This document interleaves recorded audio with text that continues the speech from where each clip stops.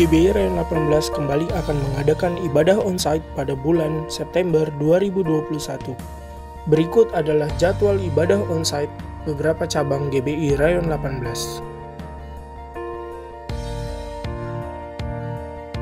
Untuk jemaat yang akan mengikuti ibadah onsite, berikut adalah beberapa persyaratan dalam mengikuti ibadah onsite.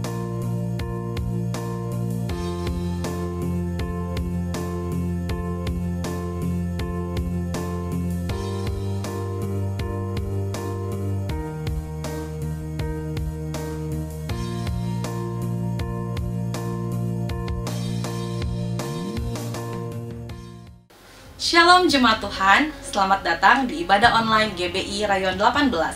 Kami percaya bahwa kasih, berkat, dan perlindungan Tuhan senantiasa ada bagi kita semua. Kami menyambut Bapak Ibu Saudara yang baru pertama kali beribadah bersama dengan kami, dan kami mengajak untuk tetap ikut di minggu-minggu yang akan datang. Dan kami informasikan bahwa GBI Rayon 18 telah kembali mengadakan ibadah onsite. Bagi Bapak Ibu Saudara yang membutuhkan dukungan doa, dapat menghubungi nomor hotline yang tertera di layar. Dan bagi Bapak Ibu Saudara yang rindu menabur bagi pelayanan pekerjaan Tuhan, dapat memberikan persembahan dengan cara scan QR Code atau transfer ke nomor rekening yang tertera di layar. Dan saat ini, kita mau sama-sama siapkan hati kita, mari satu hati dan kita berdoa. Terima kasih Tuhan Yesus untuk kasih dan kemurahan Tuhan bagi setiap kami. Saat ini Tuhan, kami bawa hati kami untuk menikmati hadirat-Mu lewat ibadah ini ya Tuhan. Kami percaya bahwa hadirat-Mu tercurah di setiap rumah-rumah umat-umat-Mu. Dan Tuhan Yesus memberkati juga setiap umat-umat-Mu yang telah memberikan persembahan. Kami percaya apapun yang dilakukan Tuhan Yesus buat berhasil. Terima kasih Bapa, ini yang menjadi doa kami. Hanya dalam nama Tuhan Yesus Kristus kami berdoa dan bersyukur. Amin. Selamat mengikuti ibadah ini. Tuhan Yesus memberkati. Mazmur 91. Dalam lindungan Allah. Orang yang duduk dalam lindungan yang maha tinggi dan bermalam dalam naungan yang maha kuasa akan berkata kepada Tuhan, tempat perlindunganku dan kubu pertahananku, Allahku yang kupercayai. Sungguh, dialah yang akan melepaskan engkau dari jerat penangkap burung, dari penyakit sampar yang busuk. Dengan kepaknya ia akan menudungi engkau, di bawah sayapnya engkau akan berlindung, kesetiaannya ialah perisai dan pagar tembok. Engkau tak usah takut terhadap kedahsyatan malam, terhadap panah yang terbang di waktu siang, terhadap penyakit sampar yang berjalan di dalam gelap, terhadap penyakit menular yang mengamuk di waktu petang. Walau 1.000 orang rebah di sisimu dan 10.000 di sebelah kananmu, tetapi itu tidak akan menimpamu. Engkau hanya menontonnya dengan matamu sendiri dan melihat pembalasan terhadap orang-orang fasik. Sebab Tuhan ialah tempat perlindunganmu, yang maha tinggi telah kau buat tempat perteduhanmu. Malapetaka tidak akan menimpa kamu, dan tulah tidak akan mendekat kepada kemahmu. Sebab malaikat-malaikatnya akan diperintahkannya kepadamu untuk menjaga engkau di segala jalanmu. Mereka akan menatang engkau di atas tangannya, supaya kakimu jangan terantuk kepada batu. Singa dan ular tedung akan kau langkahi, engkau akan menginjak anak singa dan ular naga. Sungguh hatinya melekat kepadaku, maka aku akan meluputkannya. Aku akan membentenginya sebab ia mengenal namaku. Bila ia berseru kepadaku, aku akan menjawab. Aku akan menyertai dia dalam kesesakan. Aku akan meluputkannya dan memuliakannya. Dengan panjang umur akan kukenyangkan dia dan akan kuperlihatkan kepadanya keselamatan daripadaku. Apa yang dimaksud dengan Pentakosta ketiga? 1. Pentakosta ketiga adalah pencurahan Roh Kudus yang dahsyat di zaman ini melebihi yang terjadi di Azusa Street. 2. Pentakosta ketiga akan mengakibatkan penuaian jiwa yang terbesar dan yang terakhir sebelum Tuhan Yesus datang kembali. 3. Pentakosta ketiga akan membangkitkan generasi Yeremia, yaitu anak-anak muda yang dipenuhi Roh Kudus, cinta mati-matian kepada Tuhan Yesus, tidak kompromi terhadap dosa, dan akan bergerak untuk memenangkan jiwa. 4. Pentakosta ketiga lahir di Indonesia dan bergerak ke bangsa-bangsa. Gerakan ini dari timur ke barat dan akan kembali ke Yerusalem. 5. Pentakosta ketiga akan memberikan kuasa untuk menyelesaikan amanat agung dan setelah itu Tuhan Yesus datang kembali. Sambil kita bangkit berdiri bersama-sama Bapak Ibu terkasih yang ada di rumah-rumah, kita berikan sorak-sorak tepuk tangan yang meriah buat Tuhan kita. Sorakan haleluya.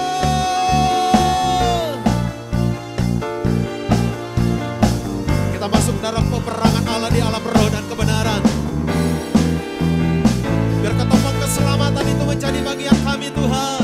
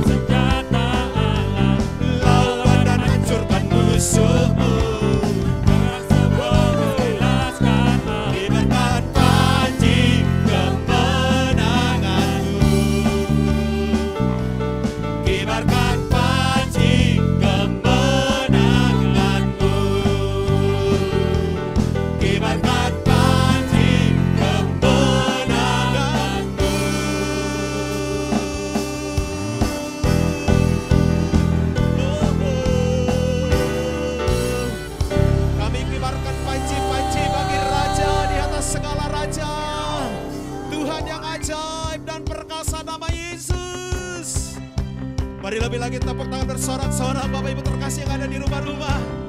Mari bangkitkan rohmu memuji Allah kita yang dahsyat.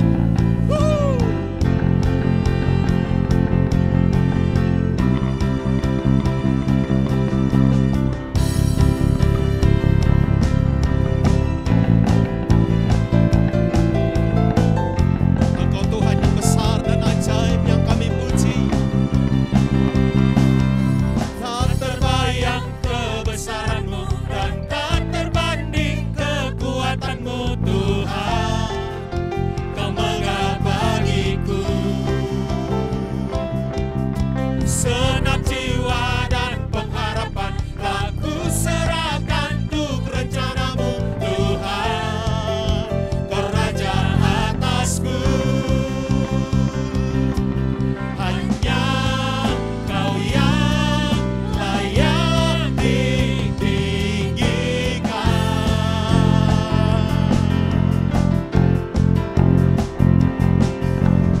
Ajaib Kau Tuhan, agung dan perkasa.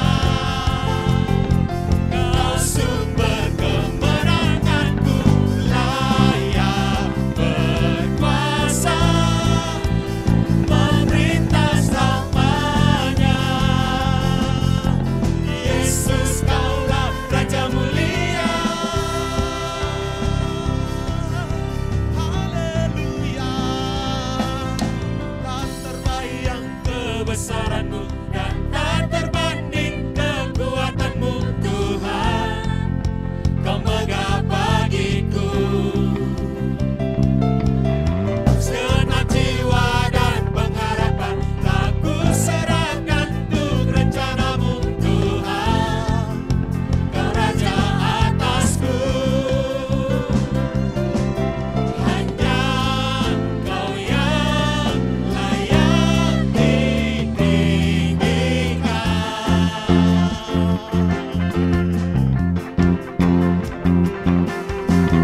Ajaib Kau Tuhan, agung dan perkasa. Kau sumber kemenanganku, layak berkuasa, memerintah selamanya. Yesus Kaulah Raja mulia.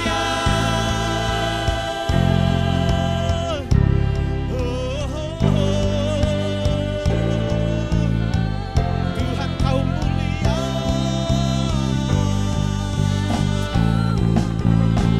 Dahsyat Kau Tuhan. Engkau Tuhan yang berkuasa di tengah-tengah gereja-Mu. Umat yang percaya kepada Tuhan.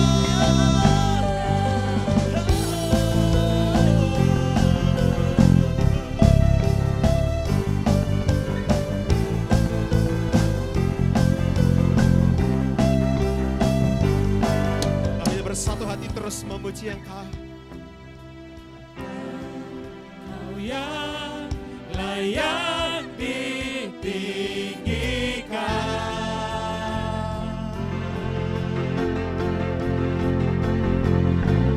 Ajaib Kau Tuhan, agung dan perkasa.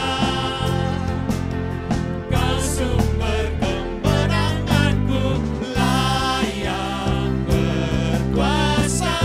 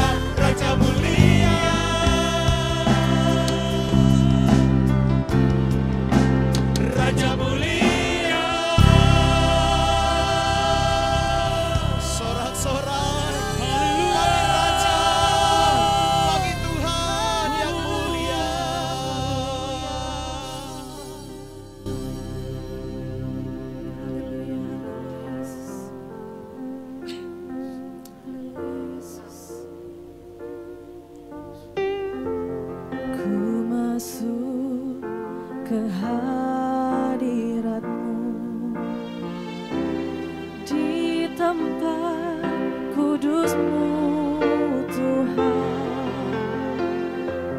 Tiada kata-kata selain puji dan sembah. Saat-saat ini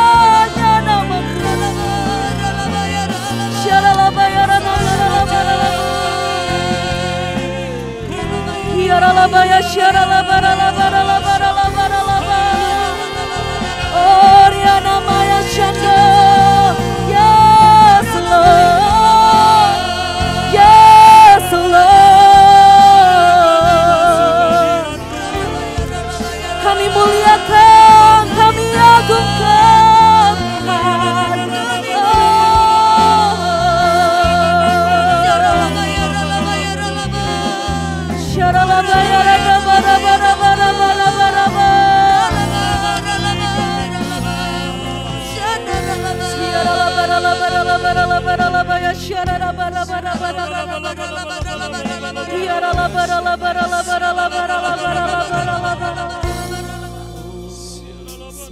Kau layak terima pujian, sebab Kau layak terima pujian, sebab Kau layak kuagungkan. Yesus Raja di atas segala raja, sebab Kau layak terima pujian, sebab Kau layak terima pujian, sebab Kau layak kuagungkan. Yesus Raja di atas segala raja, sebab Kau layak, sebab Kau layak terima pujian, sebab Kau layak. Yes Lord, terima pujian, kuagungkan. Yesus Raja di atas segala raja. Yes Lord, terima pujian, sebab Kau layak. Haleluya.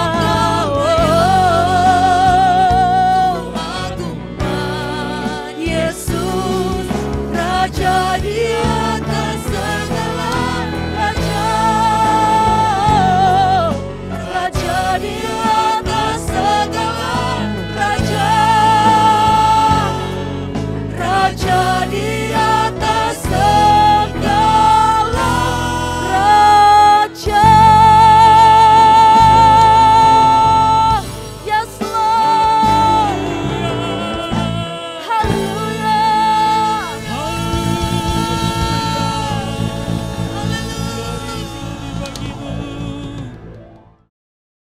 Shalom semuanya. Tanggal 4 September 2021, gereja kita GBI Jalan Jenderal Gatot Subroto genap berumur 33 tahun. Saya mengucapkan selamat hari ulang tahun yang ke-33. Tuhan Yesus memberkati kita semua berlimpah, limpah, limpah. Amin. Pesan Tuhan untuk memasuki tahun yang ke-34 terdapat dalam Kolose 3 ayat 1 sampai dengan 4. Demikian bunyinya. Karena itu, kalau kamu dibangkitkan bersama dengan Kristus, carilah perkara yang di atas, di mana Kristus ada, duduk di sebelah kanan Allah. Pikirkanlah perkara yang di atas, bukan yang di bumi. Sebab kamu telah mati, dan hidupmu tersembunyi bersama dengan Kristus di dalam Allah. Apabila Kristus yang adalah hidup kita menyatakan diri kelak, kamu pun akan menyatakan diri bersama dengan Dia di dalam kemuliaan. Kita harus mencari dan memikirkan perkara-perkara di atas, bukan yang di bumi. Supaya pada waktu Tuhan Yesus menyatakan diri kelak, artinya pada waktu Tuhan Yesus datang untuk menjemput gerejanya, kita juga akan menyatakan diri bersama dengan Tuhan Yesus di dalam kemuliaannya. Yang artinya kita juga akan ikut dalam pengangkatan dan akan masuk surga. Memikirkan dan mencari perkara yang di atas, artinya kita harus menilai, mempertimbangkan, dan memikirkan segala sesuatu dari sudut pandangan kekekalan dan surga. Memikirkan dan mencari perkara yang di atas, artinya kita harus berpikir dan bertindak sesuai dengan pikiran dan tindakan Kristus. Ini kita lakukan karena kita ada bersama dengan Kristus.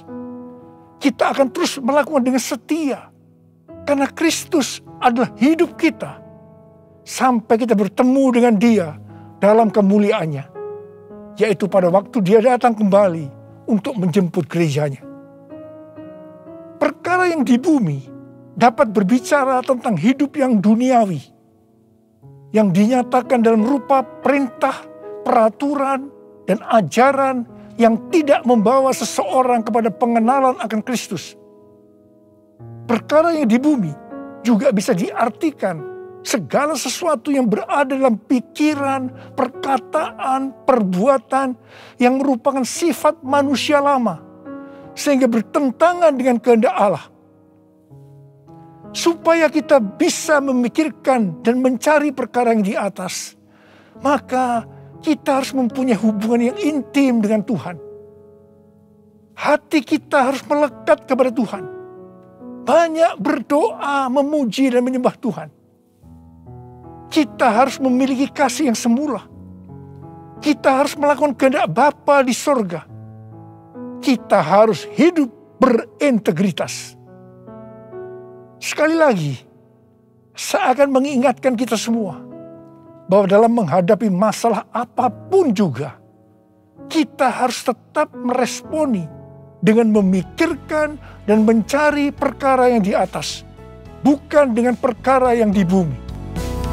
Yang ku mau hanya menyenangkan-Mu, biarlah seluruh hidupku berkenan kepadamu. Bukan emas, perak bahkan permata, namun Kau segalanya yang terbaik di dalam hidupku. Haleluya, terpujilah Tuhan. Haleluya, kekal selamanya. Haleluya, terpujilah Tuhan Allah Maha Kuasa. Allah Maha Kuasa. Allah Maha Kuasa.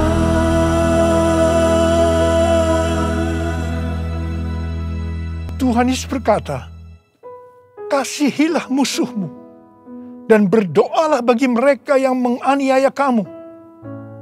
Karena dengan demikian, kamu adalah anak-anak Bapamu yang di sorga.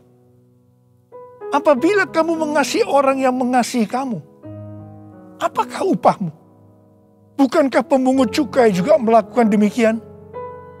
Dan apabila kamu hanya memberi salam kepada saudara-saudaramu saja, bukankah orang yang tidak mengenal Allah juga melakukan hal yang seperti itu? Karena itu haruslah kamu sempurna, sama seperti Bapamu yang di sorga adalah sempurna. Kita tahu bahwa ini tidak mudah untuk dilakukan. Tapi bukan berarti tidak bisa. Kita pasti bisa melakukannya. Kita harus mengingat Amsal 4 ayat 23 yang berkata, jagalah hatimu dengan segala kewaspadaan, karena dari situlah terpancar kehidupan. Kita akan mengalami kehidupan kekal selama-lamanya jika hati kita mau mengampuni orang yang bersalah kepada kita. Tuhan Yesus mengajar dalam doa Bapa kami, ampunilah kami atas segala kesalahan kami, seperti kami juga mengampuni orang yang bersalah kepada kami. Kalau kita tidak mengampuni orang yang bersalah kepada kita, maka Tuhan juga tidak akan mengampuni kita. 1 Yohanes 3 ayat 14 dan 15 berkata, kita tahu bahwa kita sudah berpindah dari dalam maut ke dalam hidup, yaitu karena kita mengasihi saudara kita. Barang siapa tidak mengasihi, ia tetap di dalam maut.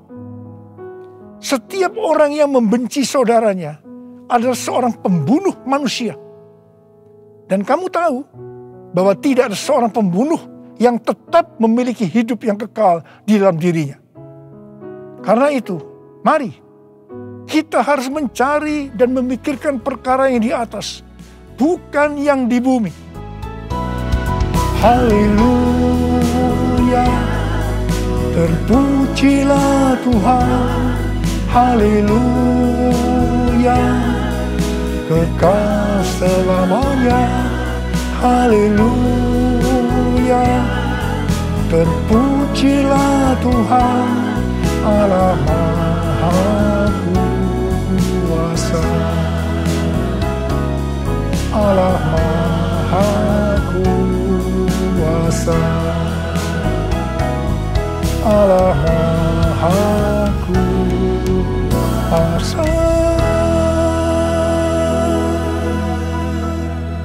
Mazmur 15 ayat 1 berkata, Tuhan, siapa yang boleh menumpang dalam kemah-Mu?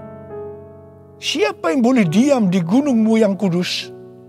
Salah satu syaratnya terdapat dalam Mazmur 15 ayat 4c, yaitu mereka yang berpegang pada sumpah, walaupun rugi. Tuhan Yesus berkata, kalau ya, katakan ya. Kalau tidak, katakan tidak. Jadi kalau kita sudah berkata ya, artinya berjanji ya.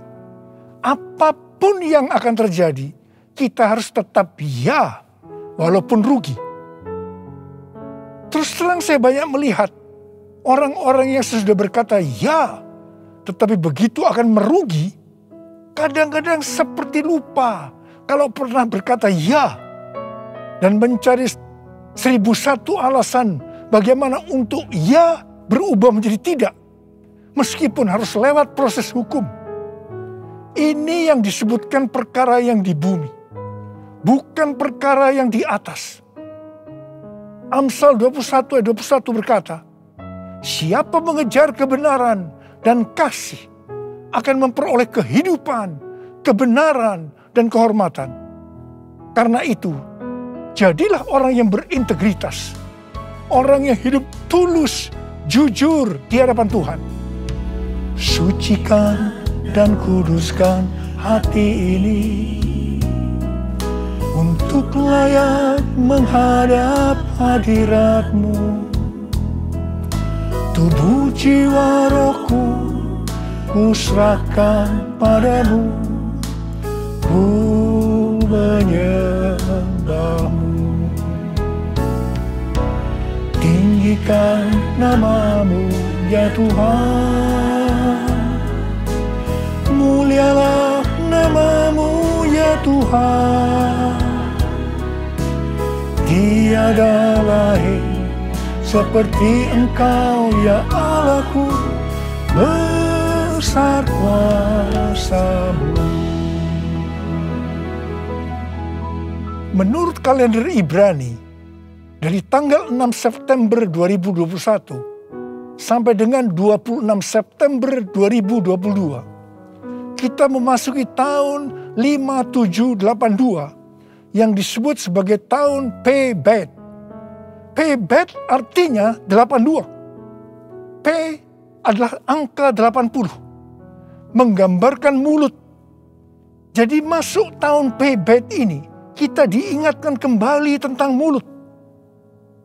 Bet atau huruf kedua dalam alfabet Ibrani digambarkan dengan sebuah tenda atau rumah atau tempat kediaman. Ada dua tempat tinggal dari umat manusia. Yang pertama di dunia. Yang kedua di sorga atau di neraka. Memasuki tahun P-Bet atau 82, kita diingatkan bahwa kita masih hidup dalam dunia ini. Tetapi segala apa yang kita lakukan, apa yang kita ucapkan, apa yang kita tuliskan dalam media sosial, bukan seperti cara-cara dunia, tetapi harus dengan cara surga. Microsoft merilis indeks keberadaban digital atau Digital Civility Index yang menunjukkan tingkat keberadaban pengguna internet atau netizen sepanjang tahun 2020. Hasilnya memprihatinkan karena menunjukkan tingkat keberadaban netizen Indonesia sangat rendah. Berdasarkan laporan survei dari 16.000 responden di 32 negara antara bulan April sampai Mei 2020. Ini menunjukkan Indonesia ada di peringkat ke-29 terburuk di Asia Tenggara. Saya percaya netizen ini termasuk di dalamnya orang-orang Kristen juga. Tuhan Yesus berkata dalam Matius 12 ayat 36 dan 37. Tetapi aku berkata kepadamu, setiap kata sia-sia yang diucapkan orang harus dipertanggungjawabkannya pada hari penghakiman. Karena menurut ucapanmu engkau dibenarkan, dan menurut ucapanmu pula engkau akan dihukum. Tuhan Yesus akan segera datang kembali.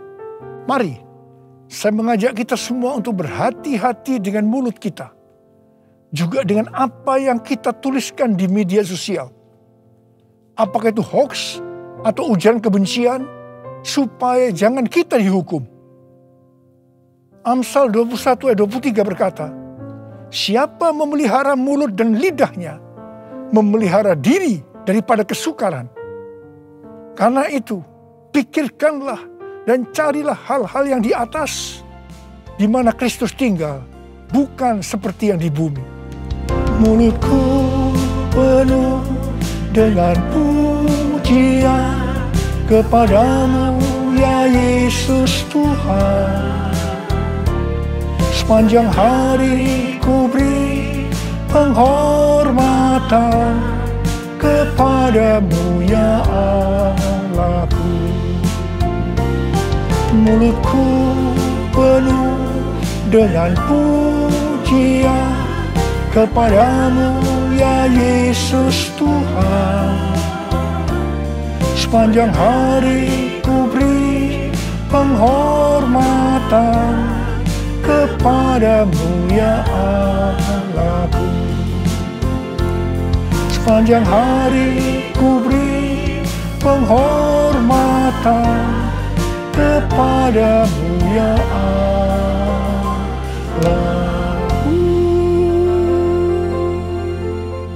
1 Korintus 6 ayat 19 berkata, atau tidak tahukah kamu bahwa tubuhmu adalah bait Roh Kudus yang diam di dalam kamu, Roh Kudus yang kamu peroleh dari Allah, dan bahwa kamu bukan milik kamu sendiri? Roma 14 ayat 8 berkata, sebab jika kita hidup untuk Tuhan. Dan jika kita mati untuk Tuhan. Jadi baik hidup atau mati, kita adalah milik Tuhan. Kita yang sudah dimeteraikan oleh Roh Kudus adalah milik Tuhan. Jadi kita hidup untuk Tuhan. Kita mati untuk Tuhan. Tuhan menghendaki agar kita menjadi serupa dengan gambarnya. Jadi dia harus makin besar dan kita harus semakin kecil. Biarlah orang melihat Kristus yang ada di dalam kita. Ada seorang hamba Tuhan dari Inggris yang bernama Smith Wigglesworth. Dia dikenal sebagai Rasul Iman. Dia dipakai oleh Tuhan dalam mujizat dan kesembuhan secara luar biasa. Dia tetap melayani Tuhan sampai akhir hidupnya. Pada waktu dia berumur 87 tahun. Tuhan pernah berkata kepadanya, Wigglesworth, aku akan membakar engkau sampai habis. Sampai tidak ada lagi Wigglesworth, hanya Yesus. Wigglesworth berdoa, ya Tuhan, lakukan itu. Saya tidak mau orang melihat saya lagi. Hanya Yesus. Menjadi seorang hamba Tuhan harus seperti ini. Juga harus seperti Yohanes Pembaptis yang berkata, ia harus makin besar, tetapi aku harus makin kecil. Karena itu hari-hari ini kita melihat baptisan api sedang turun, membakar habis keakuan kita, kedagingan kita, sehingga kita akan semakin kecil. Ia semakin besar. Waktu sebelum pandemi COVID-19, Saya melihat perlombaan gereja-gereja untuk menjadi yang paling besar, paling terkenal. Dan kita melihat bahwa perlombaan itu sudah dihentikan oleh Tuhan sejak kita memasuki pandemi. Tetapi di tengah-tengah pandemi ini muncul satu fenomena baru, yaitu terjadi perlombaan untuk mencari views dengan bermacam-macam motivasi dan kepentingan. Saya percaya ketika ditanya, jawabnya pasti ini untuk kemuliaan Tuhan. Bukan rahasia lagi. Kalau seseorang mempunyai jumlah views yang banyak, pasti akan terkenal, mendapat pujian, untuk kebanggaan kalau kita dipakai oleh Tuhan, atau kepentingan bisnis, atau mungkin juga ada hal-hal yang lain. Tidak heran kalau views menjadi tolok ukur suatu prestasi di zaman digital ini. Sehingga banyak orang yang berlomba-lomba menggunakan segala cara dunia untuk mendapatkan hal tersebut. Seperti beli followers, beli like, atau bahkan memaksa orang menonton konten kita. Saya berdoa supaya bukan karena views kita membuat konten, tetapi karena ada kuasa daripada Tuhan yang menggerakkan kita. Sehingga ketika orang menonton konten yang kita buat, di situ ada aliran kehidupan yang mengisi mereka yang menonton. Hari-hari ini Tuhan mengingatkan kepada kita sebagai hamba Tuhan agar berhati-hati. Kalau kita ingat bagaimana cara perlombaan gereja sebelum masa pandemi itu dihentikan oleh Tuhan, maka kita harus berhati-hati agar kita tidak mengulangi kesalahan yang sama. Saya mengajak agar kita introspeksi, memeriksa diri kita.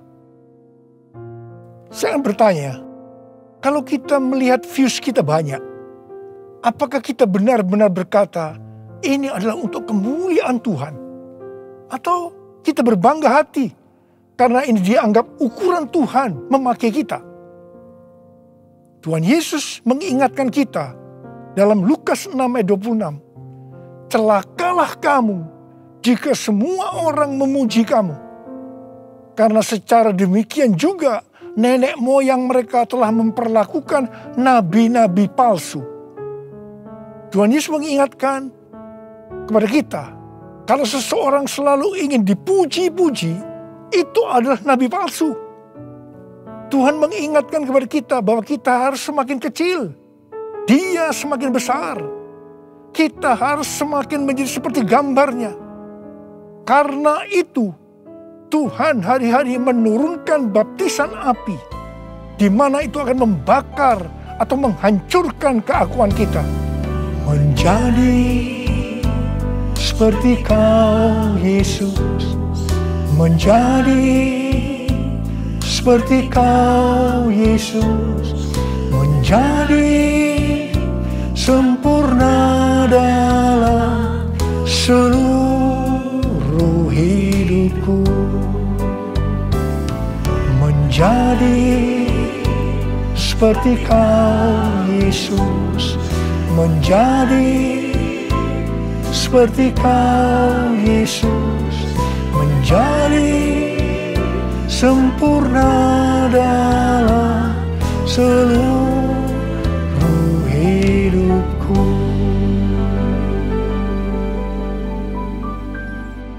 Pada waktu murid-murid Tuhan Yesus menanyakan tentang tanda kedatangannya kembali dan tanda kesudahan dunia ini, salah satunya Tuhan Yesus menjawab, adanya penyakit sampar. Pandemi COVID-19 ini bisa disebutkan sebagai penyakit sampar, sehingga pandemi ini merupakan salah satu tanda dari kedatangan Tuhan Yesus untuk kali yang kedua. Tuhan Yesus mau agar kita mempersiapkan diri sebaik-baiknya untuk menyambut kedatangan Tuhan Yesus di awan-awan yang akan menjemput gerejanya. Ini dapat diartikan bahwa kita harus mempersiapkan diri untuk ikut dalam pengangkatan. Ketika tahun 2009 Tuhan Yesus berbicara kepada saya tentang aku datang segera, hal itu akan didahului dengan pencurahan Roh Kudus yang dahsyat. Salah satu tanda dari pencurahan Roh Kudus yang dahsyat sesuai dengan Yoel 2 ayat 31 adalah terjadinya goncangan yang dahsyat. Tahun 2013 Tuhan memberikan nama dari pencurahan Roh Kudus yang dahsyat itu sebagai Pentakosta yang ketiga. Goncangan yang dahsyat yang Tuhan maksudkan adalah pandemi COVID-19. Jadi pandemi COVID-19 ini adalah salah satu tanda bahwa Pentakosta yang ketiga sedang terjadi. Hal ini dapat diartikan bahwa pandemi ini akan membuat orang-orang mawas diri, introspeksi, bertobat, dan menjadi murid Tuhan Yesus. Pada waktu Roh Kudus dicurahkan di kamar loteng Yerusalem, maka terdengar seperti tiupan angin keras, dan tampaklah lidah-lidah seperti nyala api yang hinggap pada 120 murid Tuhan Yesus. Mereka dibaptis dengan Roh Kudus, yang juga dapat diartikan mereka mengalami baptisan api. Hal seperti ini juga terjadi hari-hari ini. Pada Pentakosta ketiga, kita juga sedang mengalami baptisan api. Pandemi adalah salah satu wujud dari baptisan api. Saya terkesan dengan pidato Bapak Presiden Jokowi pada sidang tahunan 16 Agustus 2021 yang berkata, krisis, resesi, dan pandemi seperti api. Kalau bisa, kita hindari. Tetapi jika hal itu tetap terjadi, banyak hal yang bisa kita pelajari. Api memang membakar, tetapi juga menerangi. Kalau terkendali, dia menginspirasi dan memotivasi. Dia menyakitkan, tetapi sekaligus bisa menguatkan. Kita ingin pandemi ini menerangi kita untuk mawas diri, memperbaiki dan menguatkan diri kita dalam menghadapi tantangan untuk masa depan. Wow, saya percaya Tuhan memakai Bapak Presiden Jokowi untuk menyatakan kehendaknya melalui pandemi ini untuk Indonesia. Hari-hari ini kita sedang mengalami baptisan api. Tuhan sedang membersihkan gerejanya. Kita akan diubah oleh Tuhan. Dan melalui pandemi ini, saya percaya kita akan menjadi indah pada waktunya. Kalau ada di antara saudara yang karena pandemi ini atau karena masalah lain mengalami tekanan-tekanan seperti depresi, ketakutan, kebingungan, tidak tahu apa yang harus diperbuat, merasa kehilangan masa depan, Tuhan mengingatkan kita dalam 1 Korintus 10 ayat 13 bahwa pencobaan-pencobaan yang kamu alami ialah pencobaan-pencobaan biasa yang tidak melebihi kekuatan manusia, sebab Allah setia, dan karena itu Ia tidak akan membiarkan kamu dicobai melampaui kekuatanmu. Pada waktu kamu dicobai, Ia akan memberikan kepadamu jalan keluar sehingga kamu dapat menanggungnya. Tuhan Yesus itu baik. Dia sungguh baik dan sangat baik kepada kita semua. Tuhan Yesus merindukan pada saat Dia datang di awan-awan untuk menjemput gerejanya. Kita akan ikut dalam pengangkatan dan masuk surga karena kita memikirkan dan mencari perkara-perkara yang di atas, di mana Kristus ada, duduk di sebelah kanan Allah Bapa. Holy, holy, are you Lord God Almighty? Worthy is the Lamb, worthy is the Lamb. You are holy, holy, are you Lord God Almighty? Worthy is the Lamb, worthy is the Lamb. Amin. Mari kita angkat tangan kita, berbahasa roh, saudara. Kita berbahasa roh.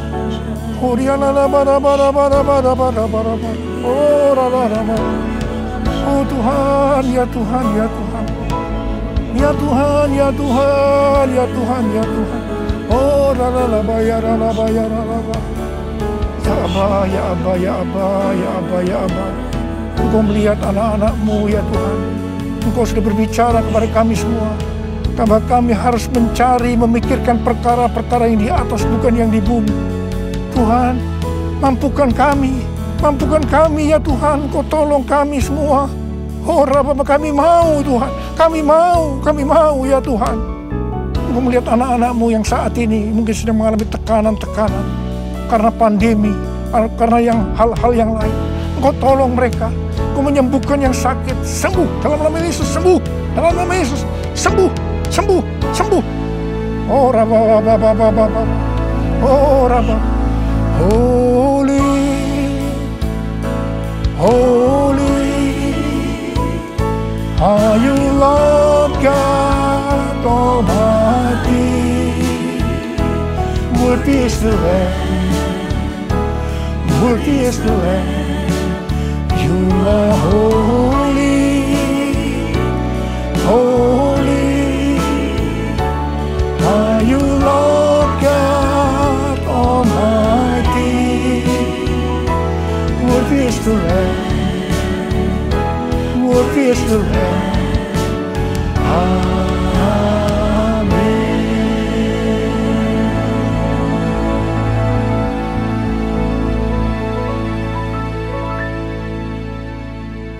Mari saudara-saudara, kita akan masuk dalam perjamuan kudus.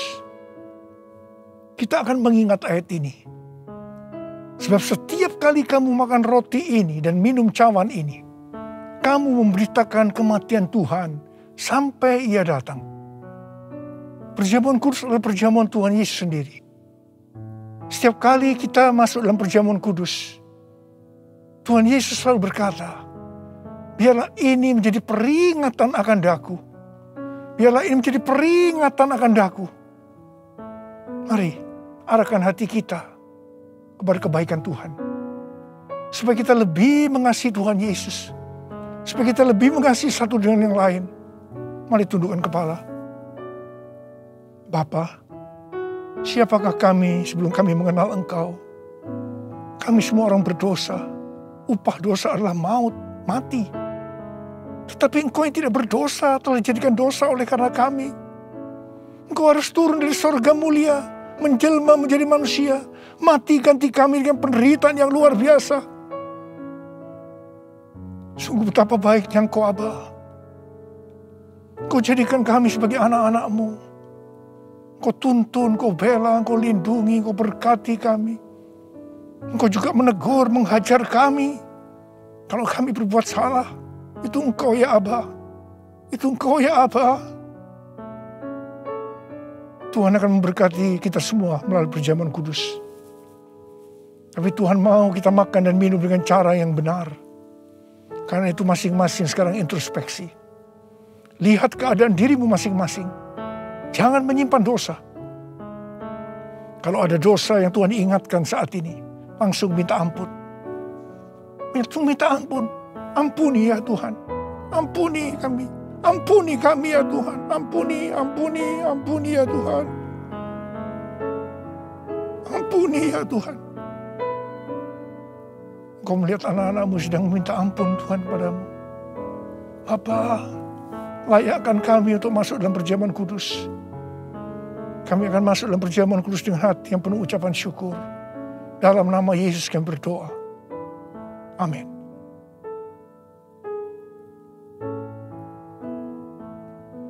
Sebab apa yang telah kuteruskan kepadamu, telah aku terima dari Tuhan. Yaitu bahwa Tuhan Yesus pada malam waktu Ia diserahkan mengambil roti. Angkat roti di tangan kanan kita tinggi-tinggi.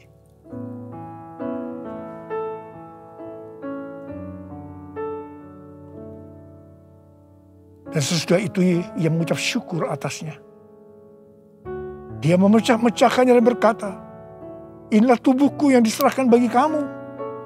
Perbuatlah ini menjadi peringatan akan aku. Sudah dikasih Tuhan. Bukankah roti yang kita pecah-pecahkan ini adalah persekutuan kita dengan tubuh Kristus. Mari kita makan dalam nama Yesus.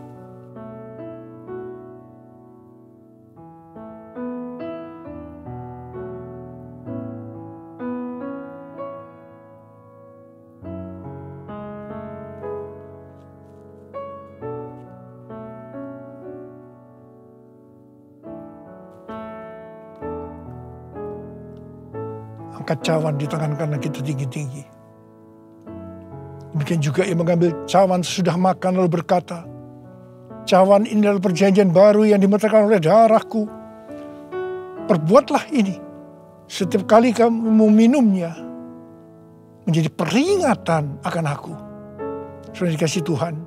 Bukankah cawan pengucapan syukur yang atasnya kita ucapkan syukur adalah persekutuan kita dengan darah Yesus. Mari kita minum dalam nama Yesus.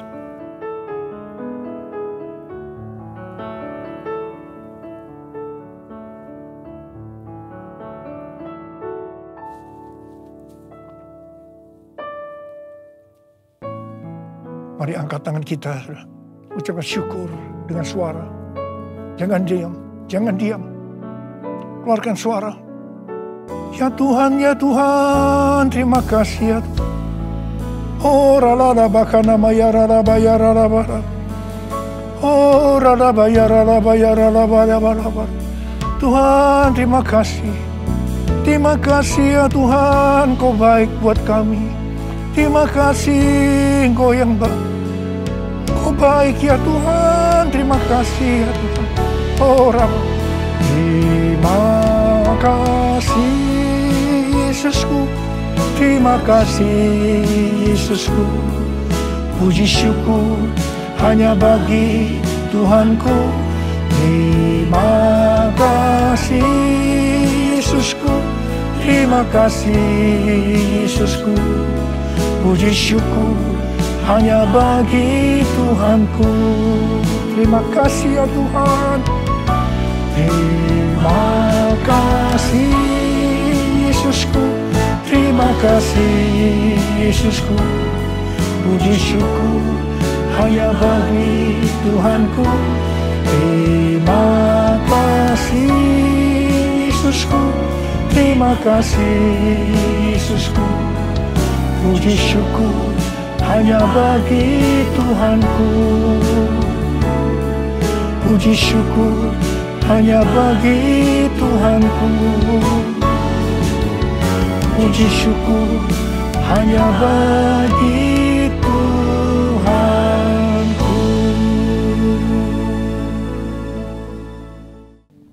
Kiranya Engkau memberkati aku berlimpah-limpah dan memperluas daerahku.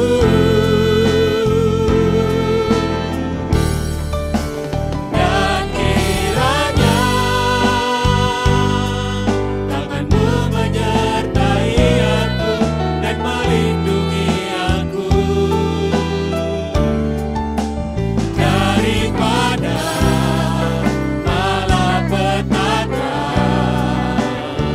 sehingga kesakitan tidak menimpa aku, sehingga kesakitan tidak menimpa aku, sehingga kesakitan tidak menimpa aku.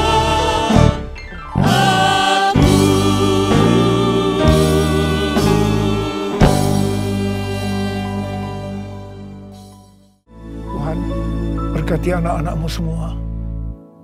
Dalam masa pandemi ini Kau tetap menjaga anak-anak-Mu ya Tuhan.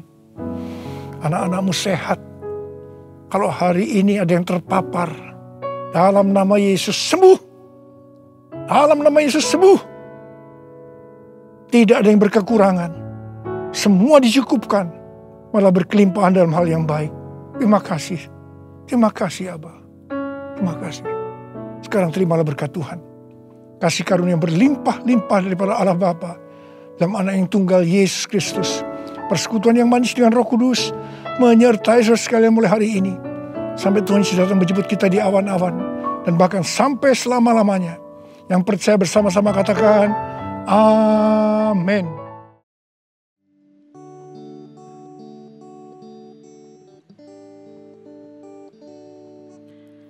You